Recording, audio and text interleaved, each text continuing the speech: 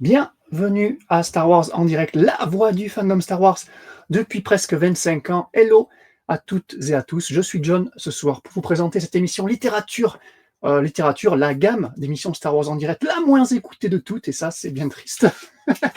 Parce que bah oui, on met tout notre cœur à l'ouvrage pour vous livrer ces émissions, mais malheureusement, moi, je suis très triste de savoir que c'est les moins écoutés. Là, c'est littérature et encore plus les comics. On est dans le niche de niche là, ici. Et voilà, ben, vous l'avez entendu, donc accompagné de Francis, toujours en direct du merveilleux pays de Québec. Bonsoir Francis, est-ce que tu es triste comme moi, Francis, ce soir? Non, en fait, j'ai même une chose à célébrer. Là. Il y a eu une élection partielle ici au Québec il y a 1 heure. Les résultats ont commencé à tomber. C'est très positif. Donc voilà. Ah, ok. Bon. Tout va bien. Mais pourquoi est-ce que tu es triste? Ben déjà, moi aussi, si j'habitais à Vancouver, je serais triste, Jean. Mais ça, je te laisse ça à toi. Non, c'est pas la localisation, c'est plus le fait que voilà, on a fait un petit meeting staff récemment, et puis on a vu que les écoutes, taux d'écoute des émissions de littérature, ben, c'est très très niche. Bon, on le savait déjà, hein, mais c'est vraiment niche. Qui plus est. Oui, ben, faut, par contre, c'est ça, il y a différentes choses à prendre en ligne de compte. Déjà, effectivement, que ce soit YouTube ou les podcasts en général, sauf exception, là, les buzz, et, c'est ça, ceux qui se paient un grand renfort de publicité, là, etc. En général, les audiences de ce qu'on me dit sont à la baisse, un peu partout. Et ben, on ne se cachera pas du coin, on est dans la niche Star Wars. Avant même d'être en littérature, tout ça. Donc, en plus, on ne se le cachera pas, dans le Star Wars, tu l'auras peut-être remarqué aussi, parce que je sais que toi aussi, tu suis des YouTubeurs, d'autres chroniqueurs, d'autres collègues, même en français aussi. Tout est à la baisse. Donc, même aux États-Unis, les gros YouTubeurs Star Wars qui sont invités partout, là, je ne sais pas, tu auras peut-être remarqué, mais effectivement, c'est des fortes baisses. Là. Fait que, tu sais, l'absence de films, je crois, paraît énormément sur la hype Star Wars ces temps-ci. Là. Donc, évidemment, ben, après, ça se.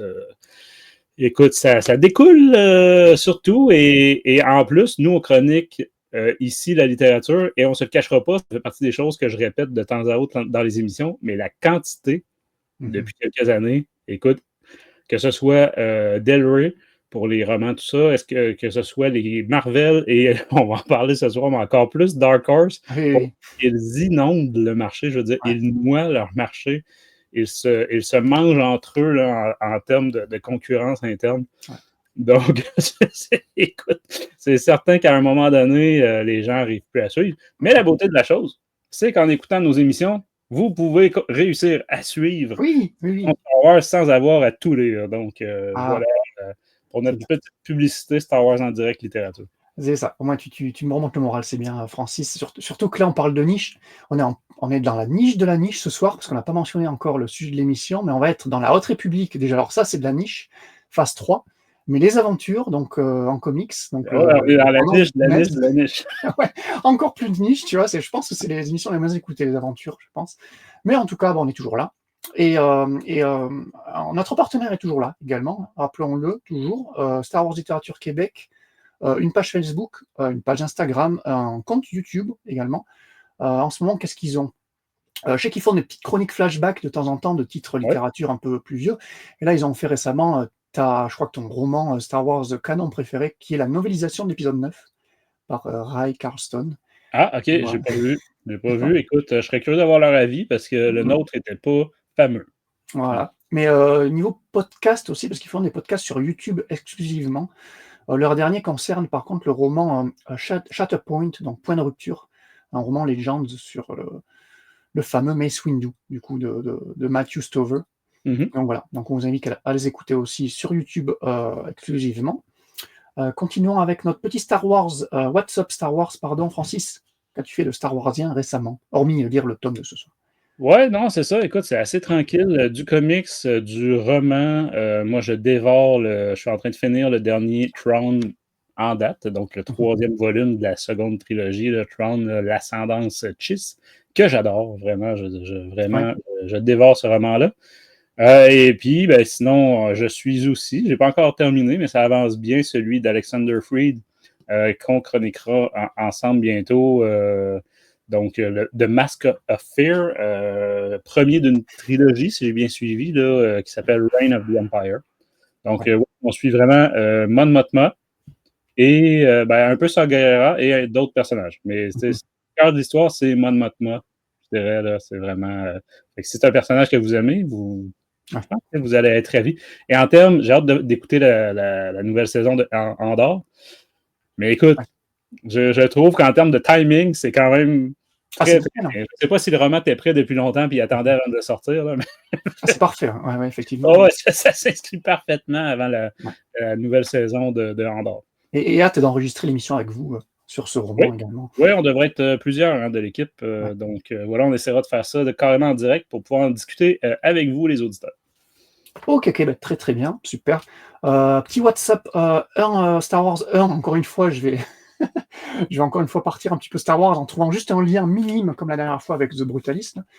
Déjà, j'ai lu ta recommandation de la semaine dernière, ton WhatsApp de la semaine dernière, qui était les Hyper Space Stories sur Qui-Gon Jinn, le tome qui est sorti de 90 pages. Ouais, 90 pages, ouais. Voilà.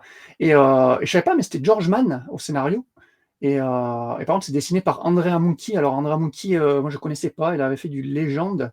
Il avait fait du Légende, parce qu'Andrea, c'est aussi un prénom masculin. Il avait fait des KOTOR, surtout KOTOR War. Je ne sais pas si vous connaissez les auditeurs. Il avait fait du Lost Tribe of the Sith. Ça aussi, c'est 2 séries qui ont été écrites par J.J. Miller. J.J. Miller qu'on connaît bien quand même dans le canon. Et moi, je te rejoins exactement sur ce que tu avais dit la semaine dernière. Un scénar de George Mann, plutôt sympa. Franchement, très très cool. Ça tend vers l'horreur un petit peu, exploration d'un espèce de vaisseau dans l'espace comme ça, avec du flashback. Donc, tu as Liam Neeson version, enfin Qui-Gon Jinn version Liam Neeson, Qui-Gon Jinn version un peu plus inédite en mode Padawan de Dooku. Ça, c'est cool. Donc, on rebondit sur 2 époques différentes. Et George Mann oblige, il fait des liens avec la Haute République, et ça, c'est très cool. Notamment la guerre de la bataille de Jeddah, dont il avait écrit l'audiodrama. Donc, encore une fois, Mann tisse des liens avec son propre univers littérature. Donc, c'est pas mal du tout. Par contre, voilà, les dessins, c'est vraiment pas fou. Alors, ça... Ouais. C'est une façon très gentille de le dire. Voilà. J'avais pas envie de dire c'est vraiment de la merde parce que c'est insupportable. Ouais, il y en a qui aiment bien dans notre Discord, je l'ai rappelé, il y a quelques Ah oui? Ok, j'ai pas vu la plus récente conversation, mais ouais, c'est ça. De toute façon, le temps venu, on fera une émission. Je sais pas comment que ça va être publié en français, s'il va être combiné avec. Parce que sous ce même format-là, je ne sais pas si tu te souviens, il était supposé avoir un Obi-Wan Kenobi aussi. Oui, qui est toujours dans le listing, mais pas de date. Déjà, celui-là de Qui-Gon a été retardé plusieurs fois. Là. C'était censé sortir il y a plusieurs mois. Donc, écoute, on verra si ça va être publié en un petit volume, tout petit, là, chez Panini, là, parce que 90 pages, ça serait quand même dans les plus petits qu'on a. Peut-être, ouais. Quand c'est des mini-séries en 4 numéros, ça donne à peu près ça. Ouais. 96, je pense, d'habitude. Mais c'est ça. On verra quand est-ce que Panini va mettre ça dans son programme. Mais ouais, je vous le dis, des fois, on vous dit acheter ça pour le plaisir des yeux. Là, c'est pas le cas. Ah non. Là, c'est plus pour l'histoire, du coup. C'est complètement l'inverse. Et si ça vous intéresse, allez jeter un coup d'œil. En VO, c'est chez Dark Horse. C'est du Hyper Space Stories. C'est un peu le pendant Star Wars Adventure qu'on avait à l'époque de IDW. Donc, c'est comique de jeunesse, mais pas trouvé que c'était si jeunesse que ça. C'est du Star Wars classique, on va dire. Ouais, non, c'est ça. Je pense que c'est juste qu'on explore quand même un peu justement la jeunesse de Qui-Gon, puis un moment où Obi-Wan est quand même assez jeune encore. Oui. Padawan de Qui-Gon, mais ouais. Et à part ça, mais alors rien à voir, mais alors là, une phrase. J'ai justement maté Bandy en France, ça s'appelle Bandy en Amérique du Nord, c'est Time Bandit. Est-ce que tu te rappelles de ce film de 1981 réalisé par un de mes réalisateurs préférés qui était Terry Gilliam? Ça me dit absolument rien. Non? Donc Terry Gilliam, c'est un des membres des Monty Python qui avait fait Sacré Graal, évidemment tout le monde connaît Sacré Graal, j'imagine. Je ne sais pas comment ça a été traduit au Québec, le titre. C'est ça, je ne saurais pas dire. Puis, mais c'est quoi, mettons, un acteur principal, ça serait... Voilà. Et en fait, l'histoire, c'est juste une bande de nains qui vont kidnapper un gamin, et avec ce gamin, ils vont partir à travers l'espace et le temps pour voler des trucs. Tu vois. Et parmi les nains qui jouent, les acteurs nains, il y a Kenny Baker dedans, qui n'est ni plus ni moins que R2D2. Écoute, l'histoire Voilà. ne me dit absolument rien. Donc, Non? si ça vaut la peine, tu m'enverras un quelconque, une affiche, quelque chose que je Ouais. puisse mettre la main dessus. Ça doit être sur une plateforme quelconque ou quelque part. Là. Ouais, et vraiment excellent. C'est un des premiers films de Gilliam. Alors, si tu apprécies sa filmo, genre le Brésil ou le Baron Munchausen, ça fait très penser à ça. C'est un proto-Munchausen, j'aime lire ça comme ça. Parce que ça part vraiment en live et avec la touche Terry Gilliam. Et encore une fois, Kenny Baker, et qu'on voit, moi, je l'avais jamais trop vu. Il est dans Willow apparemment aussi, mais je me rappelle plus trop dans quel rôle. C'est pas l'acteur principal. Non, c'est pas lui. Kenny Baker, c'est pas. Tu confonds avec. Ah non, Kenny Baker, c'est lui qui était dans R2D2, c'est ça? Celui qui était dans R2D2, voilà. Okay. Voilà. J'ai perdu le nom de l'acteur de Willow. J'aurais pas dire Willow, écoute, j'ai vu ça quand j'étais enfant. Là, ouais. j'ai jamais vécu. C'est un peu dans le même style de Willow. Hein. C'est très science-fiction fantasy de l'époque, avec les effets de l'époque. Voilà. Bref. À part ça, c'est parti. Moi, je vous conseille ce film, mais on va parler quand même de Star Wars ce soir. Avant de partir en hyperespace, Francis, est-ce que tu peux nous dire un petit peu quelles ont été nos émissions les plus récentes? Ouais, en termes de plus récent, l'émission de ce soir est préenregistrée pour différentes raisons, entre autres que Jean fait un certain déplacement très très loin de l'autre côté de la planète. Et en plus, se déroule la célébration Star Wars à la mi-avril. Donc là, la sortie de l'épisode d'aujourd'hui, c'est pas clair là, selon parce que comme à l'habitude, on va essayer de vous couvrir un peu la célébration qui se déroule au Japon cette année. Au-delà de ça, il y a aussi la possibilité que notre épisode sur le roman que je parlais tout à l'heure, Reign of the Empire de Mask of Fear, soit déjà sorti. Donc voilà, fait que ça se peut que ce soit ça les émissions récentes. Sinon, si on remonte, le plus récent, c'est l'épisode sur le deuxième volume de la Haute République, de la troisième phase, mais cette fois-ci du côté de chez les adultes, si on peut dire, donc de chez Marvel. Donc voilà, écoute, dur à dire, le calendrier du mois d'avril de Star Wars en direct est chargé et comment dire, pas bordélique, là, mais dans le sens que on ne sait pas exactement encore qu'est-ce qui va sortir très précisément quand. Donc voilà, mais il y aura de la littérature et de l'événement, comme je vous disais. Peut-être un quoi de neuf ici et là. Donc, bref, voilà. Vous devriez en avoir un peu pour tous les goûts. Un peu le bazar, mais effectivement, on l'a pas dit, mais le tome de la Haute République Aventures sortant fin avril, le 25, il y a des risques qu'on publie cette émission aux alentours de cette date-là. Donc, voilà. Ouais, 23, je pense. 23 avril. Ok, mais écoute, Francis, on est bon? On est prêt à passer en hyperespace? Yep. Ok, alors, à vos marques, prêt. Et il est où le truc? Ici, partez! Tout. Oh crap! Prepare to jump into hyperspace on my mark. All right, stand by.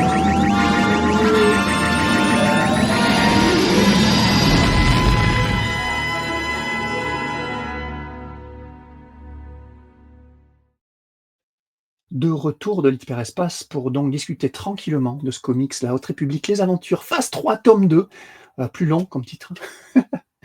Oui. On pourrait l'appeler, alors c'est marrant parce qu'en VF il est sous-titré sans monde natal, c'est imprimé sur la couverture du tome. Alors c'est rigolo parce que contrairement au tome adulte où il n'y a pas de titre sur la couverture mais à l'intérieur. Et en VO c'est l'inverse. En VO ils ont le titre sur les comics adultes et pas sur les comics jeunesse. C'est bizarre.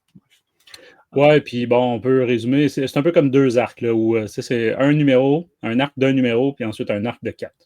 Voilà, c'est ça. Donc, c'est un tome sorti le 23 avril, tu l'as dit, 2025, chez Panini Comics, 112 pages pour un prix de... Alors, j'ai 16 €. En fait, je me suis basé sur le tome 1, parce qu'il n'y a pas le tome 2 encore dispo sur le site de Panini. Donc. Non, effectivement, sur Amazon, il est privé à 17 €, donc effectivement, là, bon, on va être dans ces environs. Là. Un peu moins de 20 €, donc. Nous sommes chronologiquement en moins de 228 avant la bataille de Yavin, donc durant la troisième et dernière phase de la Haute République, on l'a dit. Il comprend les numéros 6 à 10, sortis de mai à septembre 2024, chez Dark Horse en VO, donc de la série Les Aventures phase 3, série qui continue malgré tout son petit bonhomme de chemin. Alors, il faut savoir qu'en VO, ça conclura avec le numéro 20 en juin 2025. Et voilà, donc avec ce tome 2, on est à peu près à mi-parcours, on va dire, on arrive au numéro 10. Auteur, donc écrit toujours par Daniel Rosé Holder. Alors, on le rappelle à chaque fois, ça me fait un petit peu mal de le dire à chaque fois, mais c'est quand même vrai. On l'apprécie moyennement, si j'ai envie d'être poli, Daniel Rosé Holder. C'est En une fait, façon très gentille de le dire, encore une fois. voilà. Ben voilà. Mais par contre, c'est celui qui nous fait le moins se rêver, hein, comparé aux 4 autres, aux 5 autres. J'ai envie d'inclure George Mann, maintenant il fait partie du core. Holder, donc, il nous avait tout début écrit quelques nouvelles, mais surtout The Last Shot qui avait fait débat ici. Il y en a qui Ouais. aiment, il y en a qui aiment moins. Donc c'est un livre particulier, hein, The Last Shot. Il y a plusieurs points de vue, c'est un peu le bordel. Après, il a quasiment directement attaqué cette série de comics, Les Aventures, hein, dès le numéro 1 de la phase 1, en fait. Pour ça, il faut quand même le féliciter, quoi. Il est là depuis le début. C'est toujours lui qui a été à la barre de cette série, un peu comme Kevin Scott sur la série adulte.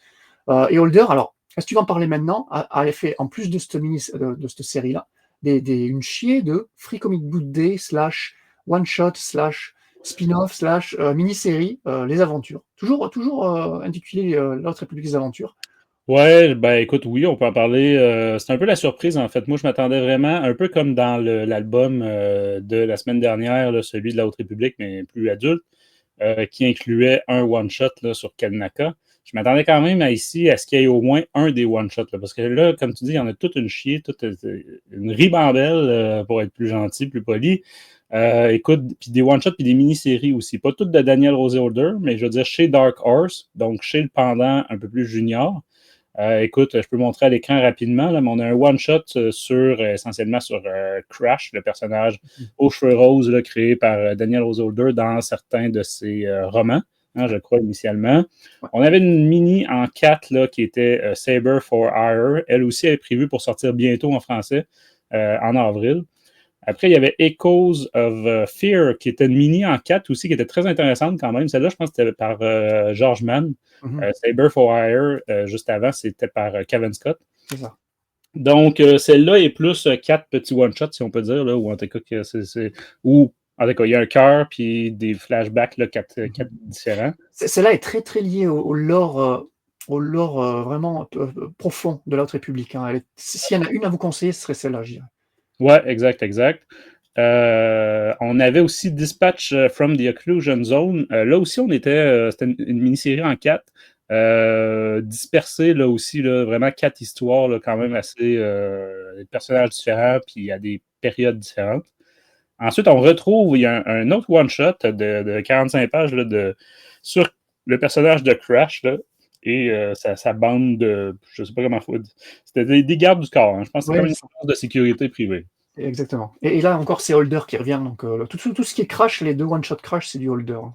Ouais, exact. Ensuite, on a un autre one-shot qui est un annual. Donc, bon, avec c'est plusieurs petites histoires. Là. Il y en a même une sur le fameux Hot gentil. Là. Je me souviens plus comment il s'appelle. Chiro, hein, je pense. Chiro, ouais, comme les churros. Churro, ouais, c'est ça. Ensuite, on a le Wedding spectaculaire. Donc, c'est un peu, comment dire, dans la phase 1, il y avait eu la course spectaculaire. Là, c'est le mariage spectaculaire. One-shot. Et il y a un autre one-shot encore à venir. Donc, celui-là n'est pas encore sorti. Il sort, je crois que c'est fin avril, lui aussi. Quelque part comme 30 avril. Écoute, et tout ça chez Dark Horse, là. Et tout ça pendant la phase 3. Donc, en plus de la série, tu sais, de la série principale, là, de Star Wars, la Haute République, les aventures. Tu sais, quand on disait que tantôt, on est dans la niche de la niche de la niche de la niche, ils nous sortent toute une chier de one-shot et de mini-série à côté. Alors que, c'est ça, dans les autres périodes, mettons, t'en avais une mini-série, là, tu sais, je me souviens sur justement le personnage là, de Ty Urek, là, le chasseur de monstres, qui était très bien, d'ailleurs, là, dans la première phase. Oui, c'est un peu la suite, là, qui arrive. Ouais, c'est ça. Mais là, il faut avouer que, écoute, c'est ça. Fait que moi, je suis surpris. Je m'attendais à avoir, par exemple, le premier one-shot sur Crash là, dans l'album. Quelque chose comme ça. Fait que je sais pas, Panini va peut-être nous faire un album de one-shot. On a déjà vu ça. Écoute, je sais pas. À voir parce que, ouais, on le verra. Il y a sûrement des one-shots qu'ils auraient pu inclure là-dedans, vu que chronologiquement, on le verra avec l'histoire qu'il nous a racontée ce soir. Oui, parce que je ne l'ai pas mentionné, mais certains des Au moins, le Crash Landing, Saber for Hire, d'ailleurs, je crois, chronologiquement, se passe un peu avant. Echoes of Fear aussi, si je ne me trompe pas. En tout cas, il faudrait que je vérifie. Dispatch, ben là, ça c'est plus compliqué qu'il est étalé là, même après des choses qui ne sont pas encore sorties. Mais ouais, tout ça pour dire que chez Dark Horse, on s'est lâché lousse. Là. Vraiment, là, on s'est dit, allez, on inonde. Bon, écoute, si ça se vend, j'imagine que ça doit être parce que ça se vend. Là, que... De toute façon, nous, on sera là, et on sera là pour vous les critiquer, donc il n'y a pas de souci, donc suivez-nous, il n'y a pas de problème. Et attendez, en plus de ça, si la Haute République, vous n'en avez toujours pas rassasié, Daniel Roseholder, donc bon, il nous avait fait les livres jeunesse plutôt sympathiques, hein, Race to Crashpoint Tower par exemple, oui. C'était pas mal, Escape from Malo, c'était pas mal. Il nous avait fait Trails of Shadows, la piste des ombres, qui était très très bon. Là, dans la phase 1, oui. La phase 1 en comics plus adulte. Ouais, lui, il était chez Marvel. C'est ça, comme je disais, il y avait souvent une mini-série chez Marvel, une chez ben là, c'était IDW avant, là, maintenant Dark Horse. Ouais, voilà, avec une adulte, une jeunesse, là maintenant, il y en a 36 de chaque. Et par contre, il faut savoir qu'il y a les mangas aussi, et que Daniel Roseholder est co-auteur sur plusieurs tomes de manga Edge of Balance, j'ai plus le titre en VF, désolé. Ouais, si tu arrives à la retrouver. En tout cas, il était avec Shinya sur un tome, sur Tomi Ogata sur un autre tome. Et là, il faut savoir que début avril, en VO, en anglais, du coup, ici au Canada, il y a le tome 4 de Edge of Balance qui est sorti avec Holder au scénario, encore une fois, et Shinya, donc. Et il y a un autre tome. C'est un équilibre fragile. Genre. Un équilibre fragile, ouais. Et donc, il y a un autre tome donc, de Edge of Balance, un équilibre fragile, sous-titré Prémonition, une espèce de petit spin-off, on va dire, de la série. Lui, qui est complètement scénarisé par Holder, qui est sorti début avril aussi.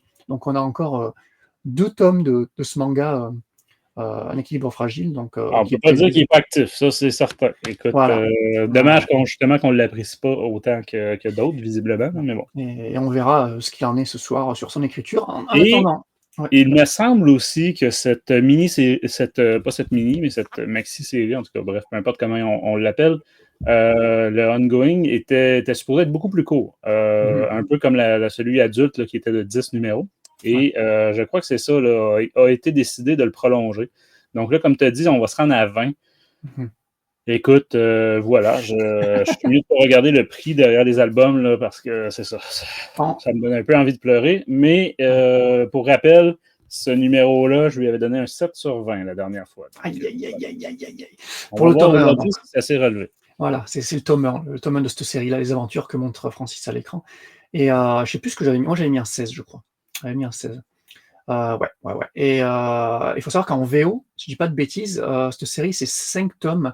Parce que justement, en VO, ils ont inclus plusieurs des one-shots que tu as montrés, notamment les 2 Crash et le mariage de Zin et Lula. Ça, c'est inclus. Okay. Le prochain tome, par exemple, le tome 3, il y aura que 3 numéros de la série principale et le one-shot du mariage en VO. On va voir si Panini va copier-coller cette structure, on verra. Attendant, team dessinateur au dessin. Donc, on retrouve 2 habitués de la série. Harvey Tolibao, d'abord. Qui est le dessinateur un petit peu attitré, enfin c'est lui qui t'a attitré au début de la série, depuis le tome 1, on va dire. C'est lui qui fait aussi la plupart des couvertures, on le verra, avec son frère Kevin Tolibao, et donc celle-là d'ailleurs de ce tome-là. Dessinateur qui adore Où est Charlie, là, je mentionne parce que tu m'as fait la blague là, pour le tome 1, je crois. Ouais. C'est vrai que c'est très Où est Charlie comme style, avec plein de trucs à très chargé. Très chargé, voilà, c'est très particulier comme style, on en parlera un peu plus tard. Et Harvey Tolibao, qui a dans le canon, n'a fait alors que entre guillemets la Haute République des Aventures, mais il avait fait du KOTOR à l'époque du Legends par J.J. Miller, encore une fois, donc c'est pas sa première contribution à Star Wars. Par contre, Tony Bruno, qui est le deuxième dessinateur, on commence à le connaître bien aussi, notamment pour cette série Les Aventures. Lui, par contre, il faut savoir qu'à part les aventures, donc lui était venu pour la phase 2, un petit peu la fin de la phase 1, si je me rappelle bien. Il a fait beaucoup de la phase 2, et donc là il reprend pour la phase 3. Il n'a que ça sur son CV, il a que Star Wars, il a rien d'autre, toute compagnie confondue. Donc c'est bizarre, il débute vraiment, quoi. Donc, voilà, on en parlera encore un peu après. Un petit mot sur le coloriste, donc Michael Attier. Donc c'est lui qui reprend la relève des couleurs de Rebecca Napoli, qui était sur la phase 1. Lui, depuis la phase 2, c'est toujours lui. Donc phase 2, phase 3, il a fait ce Michael Attier. Très coloré, toujours, hein, comme style.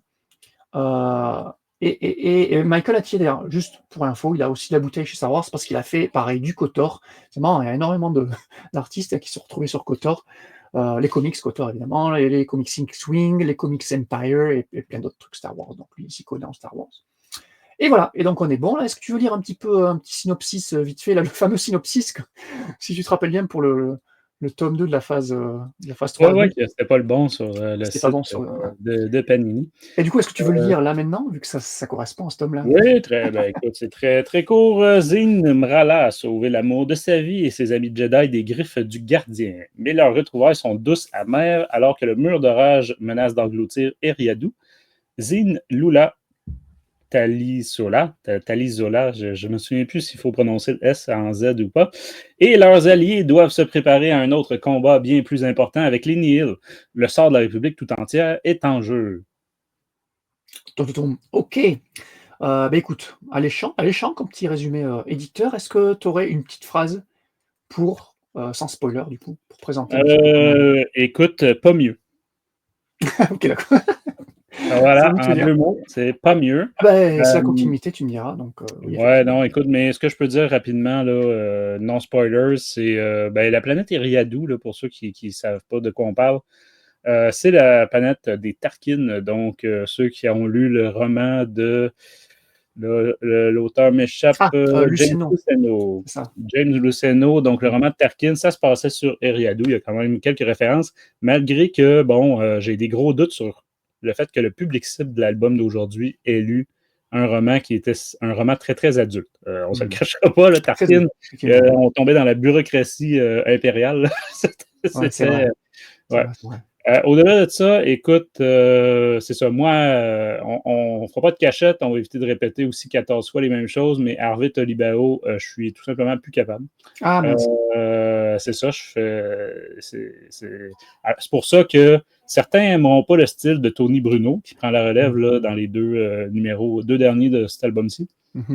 Mais personnellement, je préfère. Donc, je dirais pas nécessairement la chose. Tony Bruno m'agacerait peut-être là, sur des albums plus adultes, des thèmes un peu plus sérieux, tout ça. Mais c'est pas le cas ici. Donc, je trouve que pour le public cible, c'est ça, le style de Tony Bruno est plus approprié que celui d'Harvey Tolibao. Mais écoute, là, on est dans du pur appréciation graphique et de style, surtout. Par contre, tu vois, pour les deux, et en particulier pour Tolibao, j'ai remarqué, on en reparlera tantôt, mais de l'inconstance un peu. D'une page à l'autre, là, c'est ça, on voyait qu'une page, c'est magnifique, il y a eu clairement beaucoup de temps, et l'autre page, écoute, on dirait que ça a été gribouillé là, en quelques minutes. Donc, voilà. Écoute, par rapport au précédent, il y a quelques petites améliorations. Il y a des points qui empirent. Donc, au final, je trouve que c'est stable. Ça peut être positif des fois d'être stable, mais quand que c'est mauvais stable, tu préférerais que ça ne le soit pas. Non, je comprends tout à fait ton avis parce qu'en fait, il faut savoir cette série, Les Aventures, là, depuis le début, la phase 1, on a toujours été en opposition. Hein, on a généralement le même avis sur beaucoup de trucs, mais là, cette série-là, on est vraiment à l'opposé parce qu'en fait, tu reprends exactement ce que tu as dit, mais tu inverses Tolibao et Bruno. Voilà. Parce que moi, je trouve que moi, je suis très très fan du style de Tolibao depuis le début et j'ai hâte que tu me montres un petit peu ces planches là qu'il a gribouillées parce que je trouve très très bon dans son style effectivement. Mais par contre, c'est Tony Bruno, moi je peux plus quoi. C'est affreux comme style. Alors ok, je comprenais la phase 2, ça allait avec le côté un petit peu jeunesse du truc, mais là, je suis passé des pages, tu verras, mon commentaire c'était « c'est moche », quoi. C'est de la merde, pour citer notre ami Sylvain. Non, je peux plus avec Bruno, mais alors le pire, c'est qu'on passe de 3 numéros avec Tolibao, et puis tu t'enchaînes avec 2 numéros à la fin de Bruno. La chute, moi, ça m'a tout refait descendre mon enthousiasme. J'étais ok. Bon, voilà, c'est encore comme tu disais, c'est une question de goût, effectivement. Donc, c'est soit tu accroches à l'un, soit pas à l'autre, soit aux deux, soit bref. En tout cas, c'est très très différent. C'est un peu dommage de les avoir mis ensemble, je trouve. Tu vois, j'aurais eu un tome que de Bruno, à la limite. Mais là, c'est vraiment la chute de passer de l'un à l'autre. C'est un peu dommage. Par contre, niveau écriture de Holder, comme toi, pareil, tout pareil. C'est la continuité du tome 1, en fait, vu que ça reprend directement après. Donc, si tu as apprécié le tome 1, comme un peu moi, quand même, Ben, j'apprécie ce tome 2, mais si tu n'as vraiment pas aimé, comme apparemment tu n'avais pas aimé le tome 1, ben, tu n'as pas aimé le tome 2. Hein, c'est vraiment la continuité directe. Ouais, je dirais qu'il y a une petite amélioration de ce côté-là. Ah, mais tu vois, moi je trouve que niveau histoire, il y a une petite régression, il y a plusieurs points du scénario. On est Ben, vraiment écoute, l'opposé. ouais, c'est là Mais- qu'on voit Ah qu'on ouais. n'est vraiment pas fait pour être d'accord sur cet album-là. Ah non, c'est fou parce que bah, on en parlera, mais niveau point de scénario, il y a 3-4 trucs.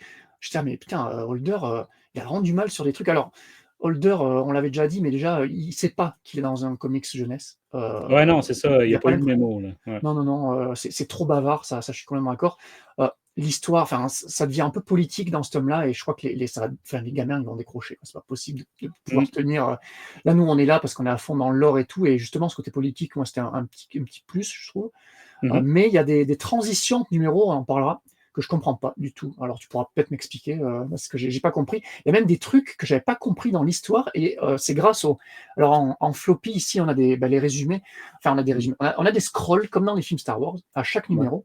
Et en fait, c'est dans le scroll du numéro suivant qui résume le numéro précédent. Je me dis, ah d'accord, il s'était passé ça, j'avais complètement zappé, alors que je les ai lus d'affilée. Hein. Mhm. Donc ouais, donc on va discuter de ça, du scénario ensemble, parce qu'il faut que tu me claires 2-3 trucs là. J'ai pas compris l'histoire. Ben, on verra si j'ai plus compris que toi, là. C'est pas Ok. nécessairement garanti. Parce que moi, de mon côté, il y a mon désintérêt qui me fait décrocher un petit peu, hein, qui me Ouais, fait c'est vrai que ouais, quand les même un peu cartes de mal neufs. à suivre. Mais moi aussi, je l'ai relu comment dire, d'un coup, là. Mhm. Donc, ça aussi, ça aide. Mais bon. Oui, Il ça, y a quelques histoires en parallèle, là. Fait qu'il faut dire, là, c'est pour ça aussi là, que ça mhm. devient peut-être erratique. C'est Fait vrai. qu'écoute, veux-tu y aller avec un résumé spoiler? Ouais, on mettra la note à la fin, ou je sais plus comment on fait. Oui, à la fin. On peut garder la note pour la fin. Oui. Ok, ça marche. Allez, petit résumé spoiler. Donc, petit alarme spoiler, elle est où? Elle est ici. Tac.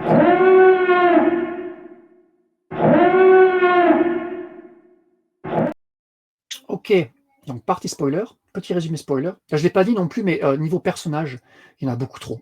C'est vrai qu'il y en a beaucoup trop. Oui, Et il n'y a, tout pas à fait assez de- d'accord. il y a, il y a pas assez de morts non plus. Pas assez de morts. Il faudrait qu'il y en ait plus Aussi, de 3. considérant les événements qui arrivent, ouais. Et ouais, bref, on en parle après. En attendant, spoiler. Donc, résumé du tome précédent. Nous avions laissé notre groupe de Jedi parti dans l'espace pour aller libérer leurs amis prisonniers du vaisseau prison du Warden, alors du gardien. Ton résumé éditeur mentionne le gardien, le grand méchant Nihil de cette phase 3 des aventures. Ils avaient donc réussi à sauver tout le monde, et tout le monde était rentré sain et sauf, tout était bien qui finissait bien. Ils avaient fait péter le vaisseau du méchant Nihil, et Lula retrouvait Zin, et c'était la dernière page, et voilà. Donc voilà, happy end, encore une fois, 0 mort, c'était un peu dommage quand même, parce qu'il y a pas mal de sans nom, de nameless dans cette histoire. Et pas Zine, Lula retrouvait la mémoire, hein, parce que c'est ça. Lula C'est avait vrai, été amnésique, là, était devenue une semi-méchante, là, donc voilà. c'est vrai, c'est vrai. Et du coup, c'est dans le tome 1 qu'elle avait quitté l'ordre Jedi aussi, si je me rappelle bien. Ouais. Non, ça, je pense que c'était déjà la fin de l'autre, mais Oui, là, voilà. il me semble le doute. Ouais. Voilà, c'est ça. Donc là, début de tome 2, elle est plus du tout Jedi, et donc elle annonce un petit peu à tous les Jedi qu'elle rencontre, et puis les Jedi sont un peu surpris, mais bon, voilà, elle a quitté l'ordre. Ils retournent tous donc sur leur base sur Eriadu, tu l'as mentionné, la planète de Tarkin, de la famille, de la dynastie Tarkin, on va voir. Le groupe se détend un peu en jouant à une espèce de foot/cricket du futur, là. Ils sont interrompus par un message de Yoda qui leur annonce que le Storm Wall, le mur d'orage, si je me rappelle, français, Mhm. s'est étendu, et que la base d'Eriadu, là, enfin que la planète Eriadu, en fait, est juste à la frontière de la zone d'occlusion Nihil, quoi. Ce qui est cool, c'est qu'on a toujours ces pages database, tu sais, database, Ouais. dans les tomes des aventures, où là, on a une carte dans le premier numéro, dans le numéro 6, qui nous montre un petit peu. Je ne sais pas si tu l'as sélectionné, moi je l'ai pas encore. Ouais, non, je Je l'ai l'ai pas pas fait. sélectionné, mais parce que je trouvais que j'aime bien ces choses-là dans les Ouais. jeunesses. Là, c'était déjà le cas chez IDW et maintenant chez Dark Horse. Par contre, c'est une des fois que ça sert le plus à rien. Je sais pas si tu veux la montrer à l'écran. Ouais, je l'ai trouvé là. Écoute, voilà, tout ce qu'on peut dire, c'est que la planète Eriadu est près d'une ligne rose, qui est comme la frontière du mur Voilà. d'or. Donc Eriadu, c'est par là, si vous avez YouTube, hein, tu vois. Et puis C'est tu as ça. la ligne rose, c'est le mur d'orage. Puis voilà. Donc c'est Mais tu sais, c'est sympathique. pas une carte de toute la galaxie, hein. On s'entend, c'est comme s'il avait zoomé, puis C'est ça. écoute, mais c'est histoire d'illustrer le propos, là, comme quoi, Oui. pour l'instant, ils ne sont pas dans la zone d'occlusion, hein, c'est ça? C'est ça, d'occlusion. Pas encore. Tout de suite après ça, donc il y a un vaisseau Nihil qui arrive sur Eriadu. Donc Zin, Lula, Kort et Farzala vont aller le confronter pour lui voler le Pass Engine. Hein. Lui, ils aimeraient bien récupérer le Pass Engine qui permettrait aux Jedi de passer à travers le mur d'orage. Et à bord du vaisseau, c'est le Warden, évidemment. Donc la grosse baston et le Warden un peu effrayé, un peu en difficulté, s'enfonce. Le gardien en français. Là. Le gardien, pardon. Qu'est-ce que je dis? Le Warden, oui, le gardien, pardon, le gardien. On fait ensuite la connaissance d'une autre padawan aloxienne qui s'appelle Zi. Alors, les aloxiens, c'est la race de Kort, espèce d'alien bleu là, avec les grandes oreilles. Et donc là, c'est Zint, une petite padawan de la même race, donc Kort, qui a un très jeune âge, porte le même crâne que Kort portait quand il était petit. Je ne sais pas pourquoi j'ai noté ça, parce qu'il n'y a aucune incidence sur l'histoire, ou alors minime. Donc j'aurais pu. L'incidence, c'est de semer de la confusion chez les lecteurs. Okay, on met plein de personnages exactement du même style, et voilà. Donc là,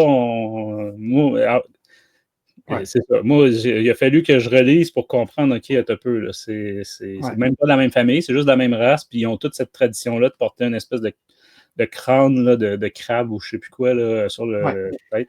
Le crâne Vundu. Dans le fond, c'est même expliqué là, dans le sens que le plus vieux, Kort, explique à la jeune que ça leur permet de se recentrer ou je sais plus trop. Là.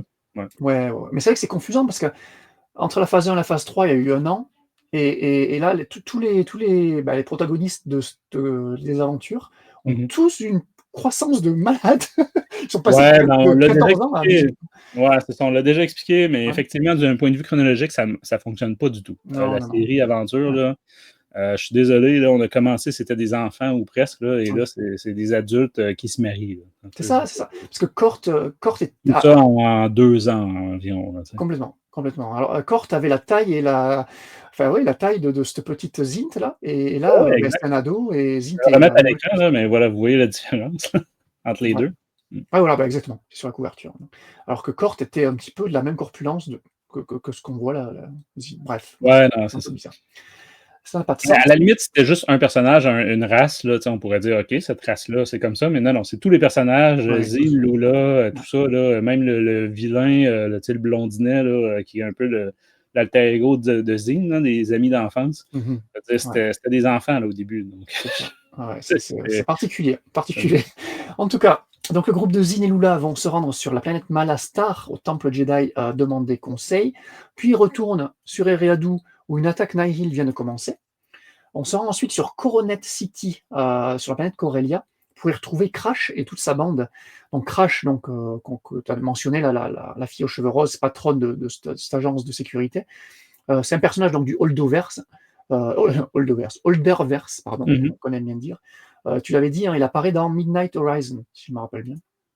Oui, exact. Et puis, je peux le mettre à l'écran, là, c'est d'autres BD, là, je ne veux pas semer de confusion, moi aussi. Mais bref, c'est ça. Toujours en camisole blanche, les cheveux roses. Donc, là aussi, un personnage très jeune qui se retrouve avec des responsabilités d'adulte. Oui, complètement. À la tête d'une agence de sécurité, alors que c'est ça. C'est une très jeune adulte. Exactement. Et parmi la bande de Crash, il y a Krix aussi. Et Krix, le fameux blondinet, ancien pote de Zin, qui est devenu Nihil. Alors, en commençant ce tome-là, je me suis dit, c'est un ancien Nihil, parce que maintenant, il est avec Crash. Et je me demande, mais il est membre des Nihil ou de la bande de Crash? Donc j'avais un doute, mais apparemment, il est toujours un petit peu Nihil, parce qu'apparemment, il va essayer de contacter Mark Unrow, ou du moins un Nihil qui est sur place, pour pouvoir s'échapper, et c'est ce qu'il va faire. Donc il va rejoindre ce vaisseau Nihil, et va s'échapper de Corellia, se rendre dans Loz, et retourner sur le gaze électrique. Donc à ce moment-là, c'est la zone d'occlusion. Ouais, pardon, l'occlusion zone en anglais, Loz, la zone d'occlusion, exactement. Et là, je t'avoue que j'étais très confus dans quel camp se retrouvait Krix, quoi. Est-ce qu'il faisait encore partie des Nihil ou pas? Bref, on va voir. Parce qu'en fait, Krix, là, il va s'infiltrer dans le gaze, bizarrement. Tu vois, il ne va pas rentrer par la grande porte, il va s'infiltrer. Et il veut planifier l'assassinat de Mark Unrow. Voilà, donc ça tombe là comme ça, tu sais, je ne sais pas trop pourquoi. Il va retrouver un Indique dans le gaze, un pote Dun, de la race des Dun, la même race que Sebulba. Donc ça, c'est très sympa de voir ça. Ouais. Ils vont être confrontés, ces deux-là, à deux Chiars. Les Chiars, c'est la garde rapprochée de Ro. Ils vont quand même réussir à les neutraliser. Pendant ce temps-là, sur Eriadu, le vaisseau de Zin et Lula est sur le point de se cracher. assaillit toutes parts donc, par les attaques Nihil. Le groupe va tenter de s'en sortir tout en neutralisant les chasseurs Nihil. Comme on voit souvent, ils vont sauter de vaisseau en vaisseau pour essayer de buter les Nihil tout en essayant d'atterrir. Grosse scène de baston là, dans les cieux d'Eriadu. Ils vont se crasher, ils vont en échapper de justesse, ils vont vraiment survivre de justesse au crash. Cela va pousser Zin et Lula à enfin faire leur demande en mariage, et les deux vont accepter. Mais voilà, leur joie est de courte durée, car un message leur annonce que le mur d'orage s'est encore étendu, et que Eriadu fait maintenant partie de la zone d'occlusion. Et voilà, et notre groupe de héros va se rendre sur Eriadu City, donc ça c'est la capitale de la planète Eriadu. Ils vont rencontrer maître Emmerich Camphor. Alors lui c'est le héros du comics La Piste des Ombres. On vous en a parlé un peu plus tôt. Et donc à l'intérieur du conseil d'Eriadu, on discute de la situation. Donc il y a un membre de la famille Tarkin, donc c'est l'oncle de Sevran Tarkin. Alors Sevran Tarkin, c'est une des amies du groupe de Lula et Zin. Et là donc c'est son oncle, qui lui est un peu anti-république, qui a envie de régler le problème tout seul, sans faire appel aux Jedi ni à la République. Il veut que Eriadu se défende toute seule face à l'envahisseur Nihil. Farzala, qui est des poteaux de Zin et Lula, va essayer de convaincre le Conseil de considérer la République comme alliée, plutôt. Mais là, gros twist, là, le gardien arrive devant le Conseil d'Eriadu. Pendant ce temps-là, à l'extérieur du Conseil, donc il y a un groupe de Nihil qui arrive, petite baston entre Nihil et donc Emmerich, t'as Lula, t'as Kort, t'as même Sian Holt, qui est la coéquipière de Emmerich dans La Piste des Ombres, qui est là aussi pour la petite baston. À l'intérieur, au sein du Conseil, le gardien, lui, va mentir et prôner un petit peu la paix entre Nihil et Eriadu. Il propose même une alliance avec Eriadu contre la République, carrément. Mais la baston, qui fait rage à l'extérieur, va s'amener à l'intérieur, et il n'en fallait pas plus au gardien pour se trouver une excuse et ordonner à ses Nihil d'envahir Eriadu. Donc voilà, gros bordel. Et dernier numéro, pendant que Sevran Tarkin, donc Sevran, je le rappelle encore, la pote Tarkin, la gentille Tarkin, on va dire entre guillemets, va batifoler dans la forêt là, et se confronter à des espèces de bestioles locales qui s'appellent des Virmok, des espèces d'énormes singes aliens ultra agressifs. Là. Mais Lula et Zin, ils vont demander de l'aide à Mami Tarkin. Alors Mami Tarkin, c'est aussi un personnage de la dynastie Tarkin, donc âgé, qui est aussi une gentille Tarkin, on va dire. Et ensemble, elles vont récupérer donc Sevran Tarkin, s'allier aux Virmok, donc une espèce de singe pas beau là, et Sevran va utiliser ces singes-là pour renverser son oncle, qui est un peu au pouvoir en fait d'Eriadu. Et une fois son oncle mis de côté, déchu en fait, Sevran va regagner sa place au Conseil et va organiser les représailles face au Nihil. Et ça finit sur un cliff comme ça où les gentils Tarkin, donc t'as Sevran, t'as la mamie, et t'as aussi le frère jumeau de Sevran qui fait 2-3 trucs dans ce comics-là. Ils vont reprendre en main la défense d'Eriadu et ça finit comme ça. Voilà. Et tout ça dans des comics jeunesse en 5 numéros de comics jeunesse. Oui, donc, quand Jean disait tout à l'heure que Daniel Rosé-Holder n'a pas eu le mémo pour lui dire c'est pas un roman qui t'écrit, là, c'est des comics jeunesse. Voilà. Écoute, on avait commencé à aborder au côté histoire. Écoute, continuons sur notre lancée. Déjà, le premier, comme j'avais dit, c'est comme si c'était 2 arcs, là, ou en tout cas, souvent, des fois, dans les séries de comics là, ongoing, il y a comme un numéro de transition. Donc là, c'est le numéro 6, où est-ce que c'est un peu, c'est ça pour l'instant, le danger est éclipsé un peu, puis c'est ça, c'est positif. Ils font une espèce de partie de je sais plus quoi, d'un jeu local, là, comme tu disais. Ah ouais, et est-ce que ça t'a pas fait penser à la course dans... Oui. Tout à fait. Donc, plein de gens sont morts, etc., mais on s'amuse, voilà. D'ailleurs, sur la couverture, on voit la fameuse détective privée là, que tu parlais tout à l'heure, qui est aussi musicienne. Là. Oui, dans le coin, c'est vrai, effectivement. Buck, d'ailleurs, qui est absent de cette série-là, qui était présent dans le dernier numéro du premier tome. Là. C'est vrai, il est sur la couve, mais il n'est pas dans le tome. Bucket of Blood.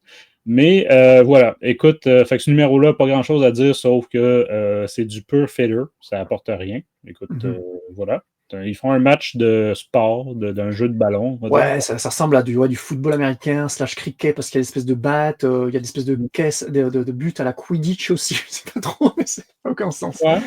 Pourquoi pas. Allez. Voilà, fait que, essentiellement, l'arc, on va dire l'intrigue, comme je vous disais, tout ça en 5 numéros, c'est même pas le cas, en fait, c'est en 4 numéros. Donc, ça commence au numéro 7. Là aussi, on nous introduit encore un nouveau personnage dans cette équipe-là. Bon, la particularité, c'est ça, c'est la même race que Kort. Moi, c'est un personnage que j'avais bien aimé. Ça faisait partie du positif au travers de tout ce que Daniel Roseholder nous a fait là, dans la première phase. Ouais. Mais bon, est-ce que le personnage était nécessaire, essentiel à l'intrigue ici? J'ai des gros doutes là-dessus. Écoute, tu me donneras ton avis. Okay. Sinon, on a Farzala qui est bien présent aussi, là, qui est un peu quand même le binôme de Kort. Là. On avait quand même eu plusieurs arcs, là, les deux ensemble. Il y a le fameux vilain, tu sais, quand je dis des personnages ajoutés, là, il y a le fameux vilain gardien là, qui s'appelle Design à chier. Personnellement, je déteste le design de ce personnage-là. Quoi, j'adore! J'adore. C'est un des points positifs, c'est le design de ce méchant. En fait, moi, le pire, c'est que je trouve que les dessinateurs ont beaucoup de mal à le faire tous selon le même design. Je trouve que d'un dessinateur à l'autre, il y a quand même des gros... Parce que c'est un alien, hein, pour décrire rapidement, là, mais c'est un alien. Je ne sais pas si c'est une race qu'on connaissait, mais assez affreux, là, donc histoire de bien montrer que c'est lui le méchant. Là. Une espèce de troll, mais à la défense des deux dessinateurs, j'ai l'impression que tous les... C'est tellement différent comme style que tous les personnages sont tellement différents quand tu passes devant. Ouais, ça, c'est pas faux. Je veux juste finir sur l'aspect nouveaux personnages, tout ça, là, qui viennent s'ajouter, hein, parce qu'on n'en enlève pas beaucoup. Non, ça c'est on en ajoute. Ben là, il y a la jeune Tarkin. Qui, écoute, elle va être beaucoup plus présente dans les albums suivants, là, dans les numéros suivants, parce qu'on le rappelle, hein, ça c'est le 6 à 10, mais c'est ça continue après jusqu'à 20, puis il y a même des one-shots là au travers. Donc, mais c'est ça. C'est une Tarkin. C'est un peu comme l'héritière, mais qui a été tassée parce qu'elle est trop jeune, un peu, tu sais, bon. Fait qu'évidemment, on est très dans des thèmes jeunesse sur cet aspect-là. Par contre, là, tu sais, fait que la jeune va tasser le vieux. Là. Ça rappellera des pubs de Volkswagen qui avaient fait scandale au Québec, là, que le slogan était « Tasse-toi, mon oncle ». Tasse-toi, mon oncle, c'est moi qui mène à ce temps. Place aux jeunes, je pense que c'est plus ça qui se dirait en France. Là. Okay. Donc, voilà, écoute, côté, puis j'en oublie sûrement. Est-ce que j'en oublie? Il y a une espèce de Nihil, on la voit un peu sur la couverture ici, mais elle est plus présente dans des one-shots, là, puis dans des... entre autres, les one-shots sur Crash. Là. Mais je me souviens plus de son nom, là, mais qui arrive de Valo. En tout cas, moi, j'ai du mal à suivre. Avec les personnages jeunesse dans la phase 3, là, je trouve qu'il y a beaucoup trop de personnages. Écoute...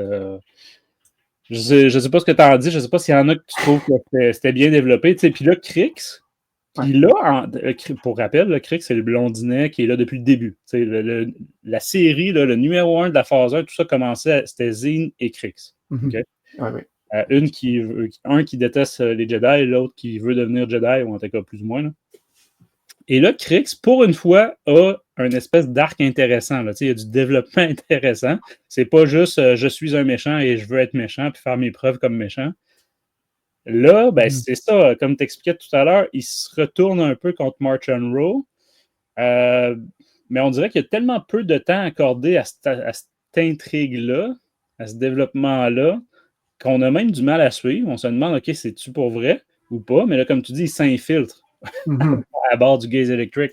Donc, on peut supposer qu'effectivement, il n'est pas vraiment redevenu, ou en tout cas, encore nihil. Mais encore là, ça tombe à plat. Là, écoute, ma mémoire m'a fait défaut. Je ne sais plus si on retrouve la suite de cette histoire-là dans les numéros 11, 12, 13 là, qui vont suivre. J'imagine que oui, parce que pour l'instant, il n'y a comme rien. Là. Il y a cette infiltration-là et ça s'arrête comme ça. Voilà. Je vais rebondir un peu sur plusieurs trucs que tu as dit déjà. Déjà, pour revenir sur le personnage que tu parlais, donc l'espèce de seconde du gardien, c'est un personnage effectivement qui était présent dans pas mal de... Alors, elle s'appelle Drigit Pars. Et c'est un personnage qui vient de beaucoup d'œuvres jeunesse, comics comme romans. Elle était dans beaucoup de romans, mais jeunesse, pas des young adultes, plus les jeunesses, de la phase 3 notamment. Et on sait qu'elle s'était acoquinée sur Valo, si je dis pas de bêtises, avec des jeunes Jedi dans ses romans jeunesse. Et on sait qu'elle est... Alors, elle est nihil, mais moi, je sens qu'elle peut les trahir. Voilà, elle est très ambivalente et moi, j'attends qu'elle trahisse les nihil pour qu'elle rejoigne les gentils, entre guillemets. On Voilà. voit venir un peu. Ouais. Voilà, on la voit venir parce que, bah, effectivement, elle a aidé les Jedi par le passé, quoi. Donc elle a rejoint les Nihil un peu par dépit. Donc, bon, c'est cool de l'avoir là. Elle a pas beaucoup de place dans ce tome-là, donc je vais pas trop m'attarder dessus. Par contre, voilà, je vais revenir sur exactement ce que tu dis et les problèmes de continuité, entre numéros que Holder, moi, il me perd vraiment. C'est dommage parce que j'aime bien, j'aime beaucoup certains des personnages, donc Zin Lula, Bucket of Blood, malheureusement, on l'a pas, mais limite Cort aussi. Mais par contre, tout le reste, mais c'est pas la peine, quoi. Et Krix était intéressant dans la phase 1, je trouvais son dilemme intéressant. Par contre, là, je suis un peu perdu, effectivement.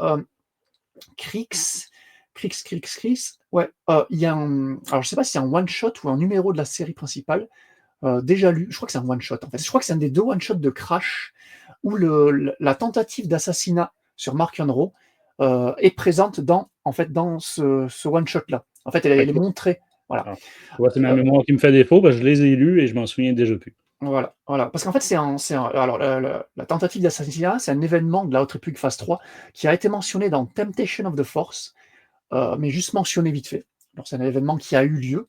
Mais là, comme en VF, on a Temptation of the Force, on aura ça bien plus tard.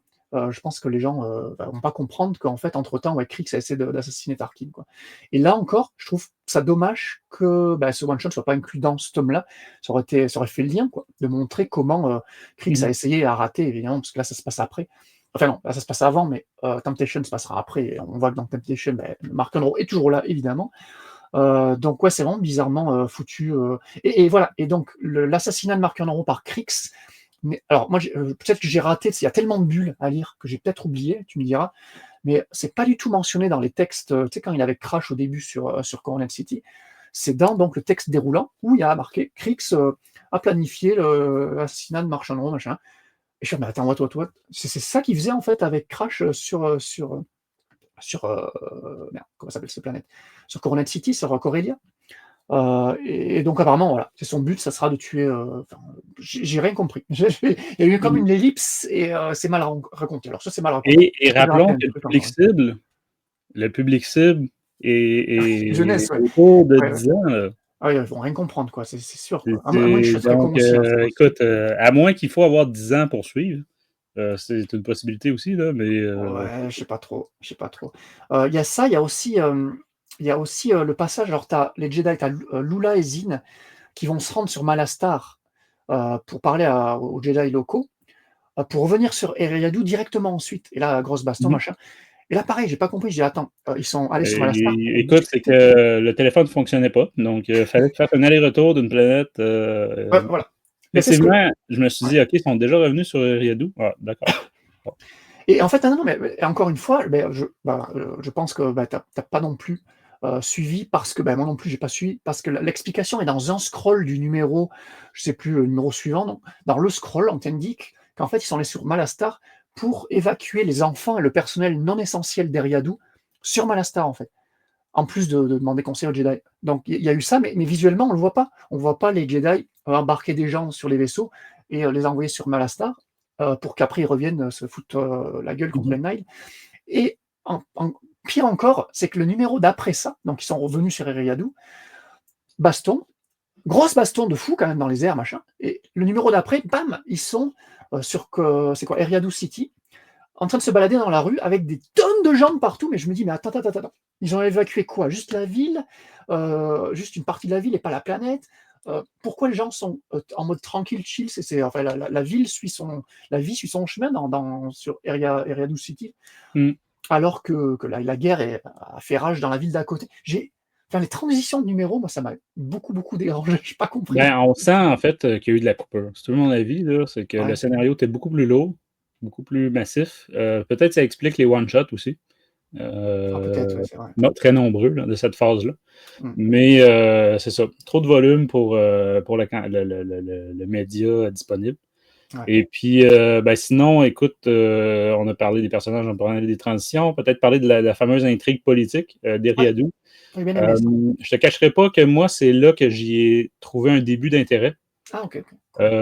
Par contre, c'est pas le bon médium. C'est ça, comme on disait, les jeunes de 10 ans, effectivement, à mon avis, vont trouver ça chiant.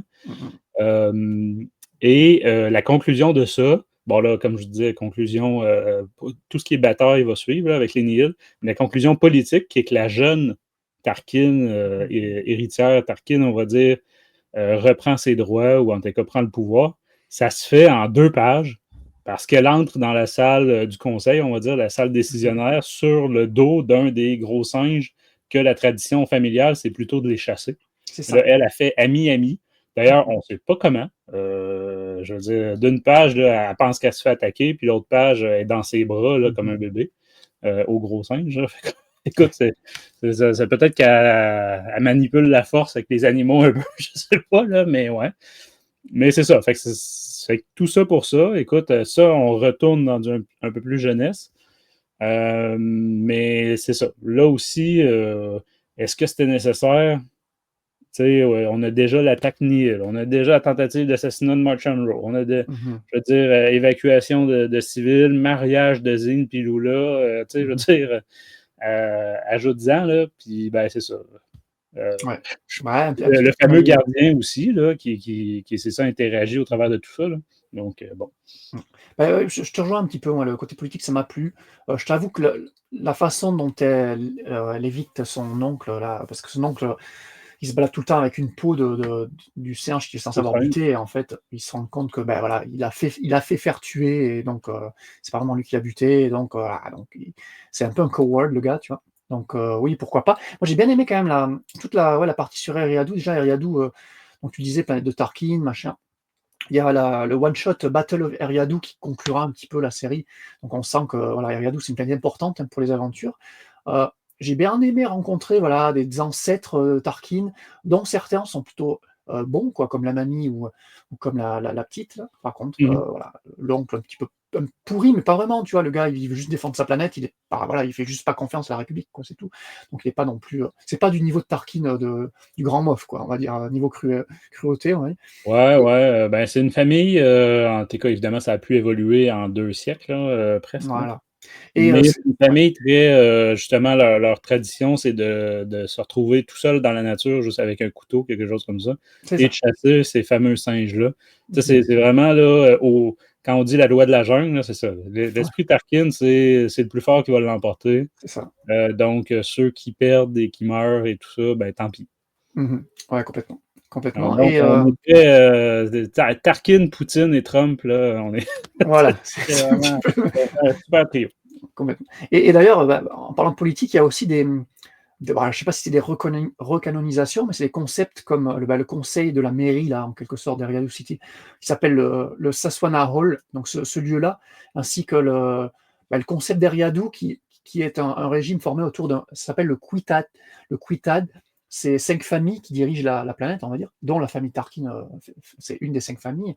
Et ça, le Saswana Hall et le Quitad, c'est des concepts qui étaient présents dans Légende déjà. Donc ça a été repris par Holder, donc c'est plutôt sympa d'avoir inclus ça dans ce... Mais encore une fois, pour la cible jeunesse, bon, c'était pas nécessaire. Quand même, nous, nous qui n'avons pas trop lu de Légende, on est un peu perdus, mais j'ai bien aimé ce système diplomatique, quoi. On en apprend un petit peu sur la tête d'Eriadou, donc voilà, c'est sympathique.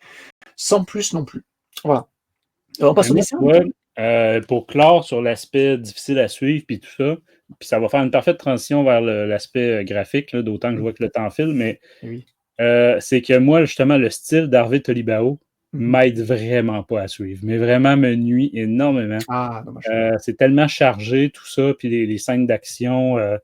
que j'ai encore plus de mal à suivre. Bien franchement, là, je relisais là, justement là, l'album en un seul, les 5 numéros à la suite. Et tellement un soulagement quand on tombe sur le moment de Tony Bruno. Ah, mais non! Là, ça devient digeste en termes de qu'est-ce qui se passe vraiment à l'écran, là, où tu s'entend là, à l'image. Ouais.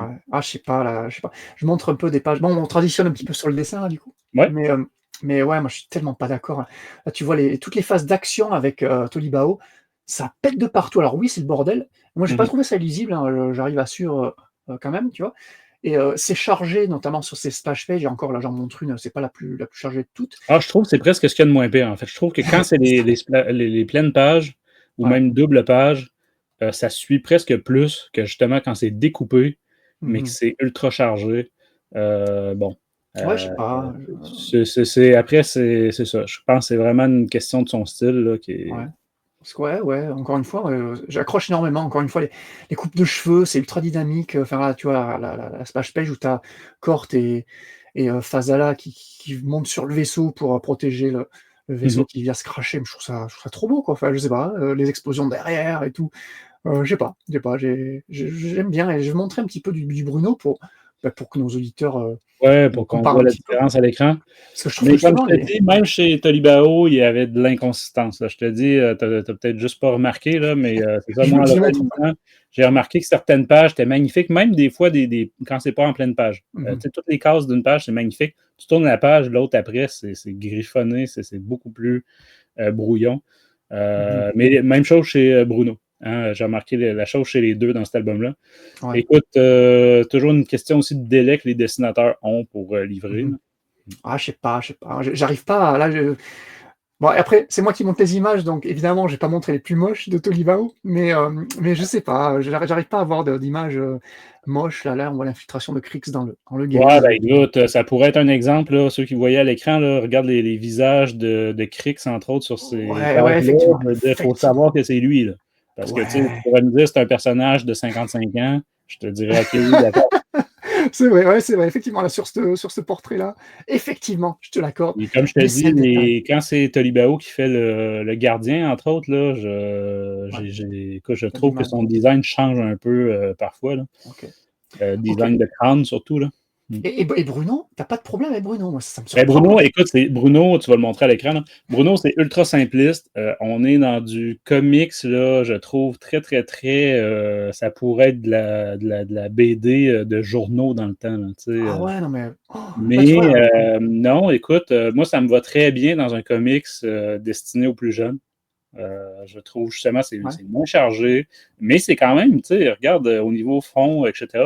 Malgré que là, bon, cet exemple-là est moins parlant, mais des fois, effectivement, il y a moins de détails ouais. au niveau des fonds puis tout ça, là. Ouais, je sais pas moi, toutes les phases d'action, c'est surtout de l'action avec lui, je ressens rien en fait. Là, tout Mhm. le passage dans la forêt, je tournais les pages, je fais: «Mais c'est complètement moche, c'est quoi cette merde là?» C'est Ben là, et t'étais en mode transition, là, déception de. ah ouais, donc ouais, non, toutes les phases d'action, il y en a une, plus tard ensuite, pareil, Mhm. je trouve il y a aucun dynamisme, c'est pareil, je trouve ça tout Ah ouais, plat. non, je trouve ça quand même Ouais, assez dynamique. Écoute, puis gars, tu vois, même quand on a du visage, ça, je dois le donner à Tolibao, par contre, sur certains des 3 premiers numéros de l'album, mmh on a des gros plans, des zooms, là, on va dire, sur des visages, et tu vois qu'il avait mis beaucoup plus de temps que sur d'autres, là. ouais, Clairement, là. Mais c'est ça. Globalement, entre les deux, je préfère Tony Bruno, surtout pour ce type d'album-là. Mais comme on le voit, tu sais, le fond on voit la ville, mais tu sais que c'est comme si c'est un peu un ouais, ombrage, ouais, une silhouette. ouais. Fait que c'est pour ça que je disais clairement moins de détails. Mmh. Mais pour moi, c'est ça. Je trouve ça bien correct, comme on dit ici, là. Je trouve ça suffisant pour ce que ça a à raconter, là. Pour du jeunesse, ouais. Mm. Ouais, effectivement, pour du jeunesse, mais bon, C'est quand même allez, très, très joli là, sur certains aspects. Mais après, il y a son style. Ce que j'aime aussi, c'est que déjà, il y a de la constance. Je me souviens, sur Tolibao, j'ai remarqué, je me souviens plus évidemment quelle mmh, page, là, je n'ai pas sorti. Mais à un moment donné, on a Ezine et Lula, une à côté de l'autre. C'est le même visage, les deux. ah ouais, Vraiment, là, évidemment, il y en a une, c'est une alien rose, l'autre, c'est une jeune femme noire, mais mmh côté trait de visage, je vous dis, on les confondrait là, très, très facilement. Fait que c'est ça, Tolibao, je trouve que, puis souvent, c'est ça, entre autres sur les visages, c'est inconstant, là. Mais bon, écoute. non, Depuis le début de cette série-là, j'ai beaucoup de mal avec ce ouais, dessinateur-là. Donc, on n'arrivera pas à s'auto-convaincre que non, non, c'est l'autre ça. dessinateur est bon, parce que moi, je sais pas, j'ai vraiment du mal. Vous nous direz en commentaire, écoutez, team Bruno, team Tolibao, team Francis, team Jean, voilà, donc C'est ça. Venez nous dire c'est votre avis.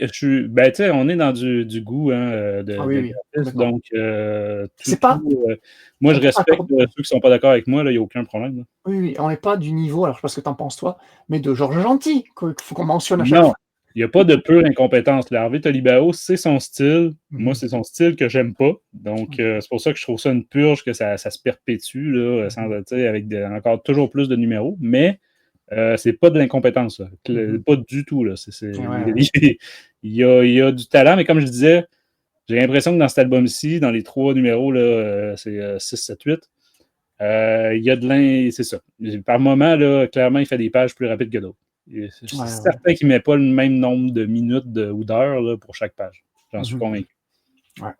Pareil, il y a le personnage de Jedi de Emmerich, là, de Trails of Shadows, pareil, que je trouvais moche par Tony Bao.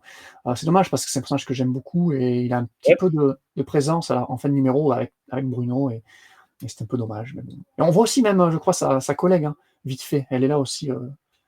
Ouais, on le voit, je peux le montrer à l'écran, on l'a sur la couverture d'un des one-shots, pas des one-shots, mais de la mini-série Dispatch. Là. Ouais, voilà. Donc, c'est c'est Black, là, un sable jaune et une espèce de droïde à la Cal Kestis là, sur l'épaule. Ouais. C'est très très cool que Holder ait repris ça. Bon, après, en même temps, c'était son personnage, entre guillemets, on va dire. Ouais. Il y a ça, il y a aussi le fameux Aratab Foll, l'énorme alien là, qui est en chiard donc à ce moment-là, qui à l'époque de Trails of Shadow n'était pas encore Nihil, si je me rappelle bien, et là qui est devenu donc membre de la garde rapprochée de Ro, qui est énorme. Alors c'est pareil, c'est un énorme alien qui fait 2 fois la taille de Krix. Krix arrive à le neutraliser. Et Krix ne va pas le buter, alors que l'alien, le Aratab, va lui dire « Ok, donc tu m'as capturé là, mais je sors de là, je te bute. » Et il fait « Ouais, t'inquiète. » Bon, là, c'est en mode jeunesse, quoi, en mode « Ouais, rien à battre de ce que tu dis. » Mais je trouve ça un peu bizarre niveau écriture, encore une fois. Tu le butes, tu l'as neutralisé, bute-le, parce qu'il va t'exploser après, quoi. Ouais, surtout que Krix n'était pas reconnu pour sa bonté, là, dans phase 1. Non. Ouais, il a déjà commis beaucoup de crimes au sein des Nihil, donc c'est vraiment bizarre. Hein. Mais c'est cool d'avoir cet alien-là, j'ai bien aimé le petit clin d'œil. Donc voilà. Excellent. Écoute, il nous resterait côté couverture. Je les ai montrés, là, par exemple, tantôt quand tu faisais le synopsis. Écoute, les couvertures sont principales, là, sont par Harvey Tolibao. Magnifique! Ben, c'est ça, là, moi, ça joue un peu. Et même là, je suis déçu par le choix de Marvel, pas Marvel, oui, je suis d'accord. Et de Panini.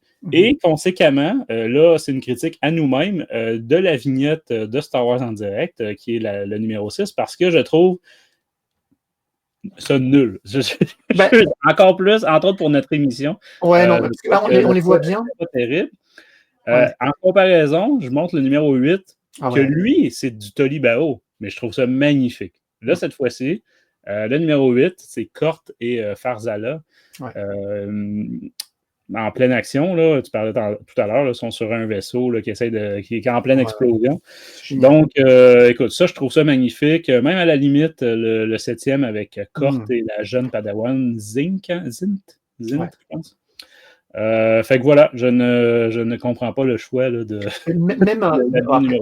On n'aurait pas mis le Warden, mais même celle avec le Warden, moi je la trouve magnifique. Et la 10 avec Zin et Lula et le fameux Virmok en arrière, pareil, on aurait pu la mettre, c'est plutôt stylé. J'aime bien celle qui a été retenue par Dark Horse et Panini. Sauf que, justement, la miniature nous le montre encore plus. On a Kort qui tire la langue. Oui. Je sais pas pourquoi. Et on a limite Zin a l'air de tirer la langue aussi, je sais pas trop. Ouais, mais en fait, c'est un trompe-l'œil, là. C'est parce qu'à l'arrière d'elle, c'est un détail du. Ah oui, d'accord. Ouais. Mais pourquoi effectivement, ça donne l'impression que les deux s'apprêtent à lécher. Ouais. Là, il y a un petit. Bon. Là, je sais pas. Si je vois Tolibao, je me demanderais pourquoi tu as fait ça comme ça. Parce que pourquoi Kort, surtout Kort. Pourquoi Kort? Ouais. Voilà. Et après, je trouve ça sympa, tu vois, pour un comic jeunesse, t'as un peu tous les héros en mode bonne humeur, là. C'est plutôt sympa. En mode hug, je me rappelle pour le tome 1, t'avais reproché le fait qu'ils se huguaient beaucoup, qu'ils s'embrassaient beaucoup. Oui, encore dans ce numéro-là, ils font tellement des câlins. Ils font des câlins beaucoup, c'est vrai, continue. À des moments où tu te dis, je m'excuse, là, quand c'est des enfants, à la limite, quand c'est vraiment des jeunes padawans ou quelque chose comme ça, là, ils sont rendus à se marier. Et ça se fait des câlins comme des enfants. Écoute-moi, c'est. Bref. J'ai bien du mal avec cette manie-là là, de Daniel Rose Holder là, de se faire des câlins sans arrêt. Holder, c'est insensible. On va vous montrer vite fait les variantes. Alors, ça va être vite fait parce qu'il y en a une par numéro. Donc, juste 4, quoi. Donc, 5, ça va être rapide. Elles sont pas fifolles. Hein. Là, tu vois. j'aime pas trop le visage. Tony Blair me manque, tu vois, quand je vois celle-là. Les amis qui discutent couchés dans l'herbe, tu sais, est-ce que c'est ça qu'on recherche dans un comic Star Wars? Ouais, pas fou. Il y en a peut-être une qui me plaît bien, c'est la variante la variante 8. Ouais, la variante 8, elle me plaît beaucoup. Elle me fait penser au film Belle, l'animé Belle qui est sorti il y a un an Elle est peut-être. très jolie. Effectivement, elle Ouais, fait un peu Blade Runner ou tout ça, là, tu sais, Blade Runner, ouais. complètement. Et ensuite, bon, tu as la variante 9 qui est moyen Ouais, sans c'est plus, quoi. banal.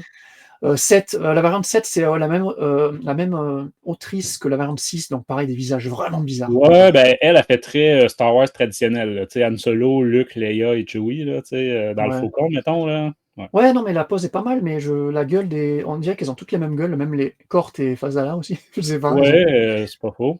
je sais pas. Et La plus belle est la 10e, écoute, voilà. Et bien ça, je pareil. trouve ça vraiment magnifique. On sera d'accord au moins sur un point ce soir, ben, c'est que là, parce que même la couverture du tome, pour moi, ça va, à part le coup de langue.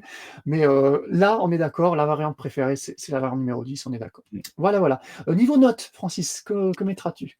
Écoute, je crois que je vais lui donner un 7 aussi. Comme je disais, c'est pas exactement les mêmes défauts et les mêmes qualités que le précédent. Fait que je reste sur la même note que pour l'album précédent, là, tome 1, mais pas pour les mêmes raisons. Mince, moi je pensais que tu allais avoir un peu plus, vu que tu disais que tu avais un poil plus aimé le tome 2 que le tome 1, mais non. Ouais, mais écoute, Ouais. tu m'as fait baisser à 7 Ah surtout sur l'aspect inconsistance d'histoire, là, puis manque ouais, c'est vrai que transition entre c'était. les numéros, ou tu sais, début d'intrigue ici qui va être plus tard, et puis surcharge d'intrigues différentes. Là, Ouais, ouais. c'est un problème, hein. Il s'est pas raconté. Mais tu te rappelles, The Last Shot, c'était ça, hein, c'était plein d'histoires différentes qui Oui, s'entremêlaient, la shot, différentes pour rappel, il y temporalités. avait 6 temporalités différentes. Donc, à Ouais, chaque ouais. chapitre, on était dans une des 6 temporalités, mais avec les mêmes personnages. Mhm. Donc là, Ça. écoute, à Mhm. l'audio, c'était impossible de suivre. Vraiment, à l'écrit, au pire, tu peux remonter 2 pages avant, voir, Ouais, OK, ouais, je ouais. suis à quelle temporalité. À À l'audio, l'audio, c'était il y avait, insupportable. il y avait quand même 3 narrateurs pour essayer de. Tu vois, c'est quand même Ouais, exceptionnel ouais. d'avoir 3 narrateurs pour un bouquin, dont lui, dont Holder qui fait une voix. Mm. Mais c'est vrai qu'il a du mal à écrire quelque chose de linéaire et simple, quoi, surtout pour la jeunesse. Euh, Ouais, ben même son plus récent roman que j'ai relu en Espagne il n'y a pas si longtemps, là, euh, Midnight Horizon, là, Horizon mhm. funèbre en français, c'était pas mauvais, mais là aussi, comme tu dis, tu avais des flashbacks de certains personnages, tu avais quand même plusieurs personnages, dont des nouveaux introduits pour l'occasion. Fait que Oui, oui. c'est ça, il y a un côté dur à suivre. Ouais. Ouais. Bah, écoute, moi, pareil, alors moi, j'ai un poil moins aimé le tome 2 que le tome 1, encore une fois, à cause de ces problèmes de scénario, de continuité, et les 2 derniers numéros, moi, que je trouve illisibles tellement que c'est moche, pardon. Mais je crois que j'ai déjà sorti la blague parce que Bruno, We Don't Talk About Bruno, ça te dit quelque chose, là, la Ouais, ben chanson oui, de. écoute, j'ai une jeune fille, moi aussi, Jean, donc je connais très, Ah, très bien nous, on l'écoute en français, donc vas-y, ça fait quoi? faut pas parler de Bruno, ou ne parlons pas de Bruno. Ne parle pas de Bruno, voilà, donc la référence, ceux qui ont vu le film, vous avez la Le ref. film Encanto. C'est ça, un excellent Disney. Mais en tout cas, voilà. Donc moi j'ai mis un petit 14. Alors, on avait une discussion, je sais pas si tu as lu ça sur le Discord récemment, là, avec Sylvain, entre autres, et nos auditeurs, et sur Eloïc, je crois, qui s'est mis aussi dedans, sur le fait de mettre des notes à des œuvres, tout ça, qu'il faudrait peut-être pas mettre des notes, machin. C'est juste, c'est indicatif, et il n'y a aucune logique, surtout dans. Je sais qu'il y a plus de logique dans ton barème de notation que dans le mien. Il y a zéro logique, c'est plus le feeling. Là, je vais mettre un 14, donc c'est 2 points de moins que le tome 1. Mais j'aime beaucoup quand même, enfin, toutes les interactions Zin-Lula, en fait, moi Zin-Lula, j'adore ce duo, et tous ces passages où, on n'en a pas parlé, mais il y a le passage où ils sont dans le vaisseau, il y en a une qui arrive dans le cockpit, qui va demander conseil aux 2 autres, elle va se barrer, l'autre va se pointer plus tard, qui va demander exactement le même conseil et tout, et les 2 autres Jedi, donc c'est Kort et Phasala, vont se retrouver un petit peu là en mode, oh, putain, ils répètent les mêmes choses, enfin, tu vois, les petites scènes un petit peu comiques comme ça m'a beaucoup Ouais. plu. Et j'ai hâte qu'on chronique le mariage, le mariage des 2, parce que, ouais, je sais pas, je les aime bien, ces 2, sont mignons et tout, ça me fait plaisir. Non, mais Et crée ouais. pas des fausses attentes aux auditeurs, là. Le mariage est tout aussi inintéressant que le reste Je veux dire, T'as pas de cœur. c'est pas mieux que la course spectaculaire là, de l'an passé. Non, moi j'ai préféré quand même. Bon, on en parlera, ça sera dans le tome Ouais. 3, si Panini encore suit Marvel. Ouais, ou c'est ça, vu que c'est un one-shot, là. On verra Voilà, si- le one-shot sera inclus normalement dans le tome 3, on verra. On discutera de ça, j'ai hâte parce que je suis Non, vraiment moi j'aime bien, puis oui, système de notes quand même organisé, puis effectivement, avant de donner une note, je regarde les notes des comics, de tous mes comics, donc de la totalité du canon. Je ne sais plus ça représente combien d'albums, mais c'est ça, là, pour donner une idée. Là, il va se retrouver sur le même étage que le premier Mace Windu là, de 2016, que la Haute République, les héros, et au-dessus, évidemment, des Mandaloriens et du Réveil de la Force, mais en dessous des derniers Jedi et de, par exemple, c'était l'ère de la République, les héros, bref, c'est ça. Plus bas que le Tron de l'autre jour qui manquait une fin. C'est dur. C'est ça. Plus bas que Halcyon Legacy. Oh là là. Bon, écoutez, on a commencé triste ce podcast, je crois que je vais finir encore plus triste. Je vais me pendre là. Non, je rigole. Dites-nous en commentaire, j'ai hâte d'avoir vos commentaires. Ouais, dites-nous si vous êtes vraiment pas d'accord avec mes jugements, là, mais voilà, c'est ça. Ouais. C'est comme ça, c'est nos ressentis. Avant de nous quitter, Francis, est-ce que tu pourrais nous dire les émissions à venir? Ça va être compliqué encore une fois, parce qu'on enregistre. Écoute, on peut dire, comme je disais, là, je l'ai dit tout à l'heure dans les émissions récentes, mais on ne sait pas exactement quand va sortir quoi. Là. Fait qu'il va y avoir des épisodes sur la célébration au Japon. Il va y avoir le roman, là, je cherche le nom, Reign of the Empire, The Mask of Fear. Côté prochain comics, après ça, ça va être le sabre à louer en français, donc Saber for Hire, le surnom, on va dire, de Ty Urek.